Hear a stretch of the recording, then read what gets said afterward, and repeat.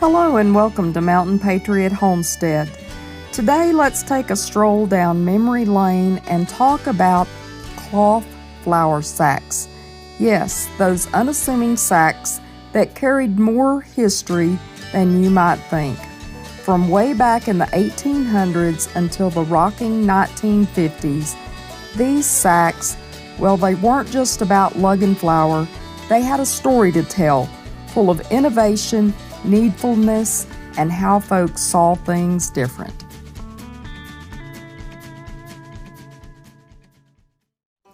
Back in the 1800s, flour was a big deal. Milling was taking off, and getting that flour from here to yonder was a puzzle. Barrels were the go-to back then, but they were heavy and caused all sorts of problems. Spoilage, dirt, you name it. So those clever folks decided to switch things up and started using cloth sacks made from tough cotton. It fixed spoilage problems and made transporting easier on the pocketbook.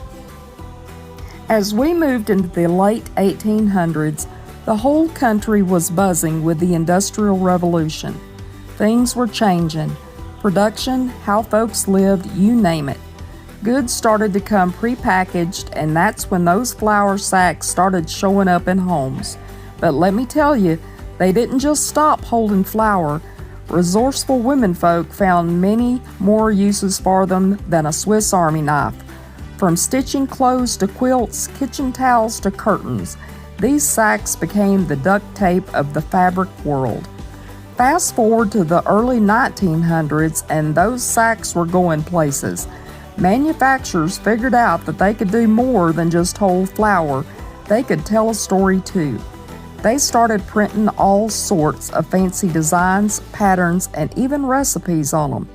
That's when bead sack fashion came into play. Can you imagine? Folks using these sacks to make their own duds.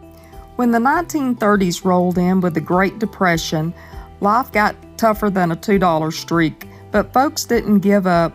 They got even more creative. Those flour sacks became lifesavers.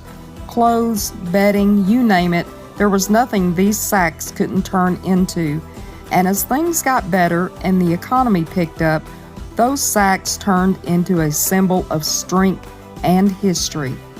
By the middle 1900s, times were changing again.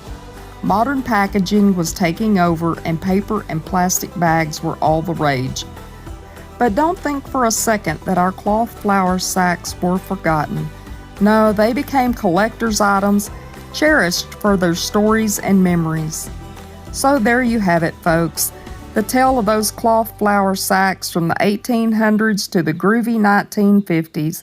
It's more than just history. It's a journey of how folks adapted, created, and kept their spirits high.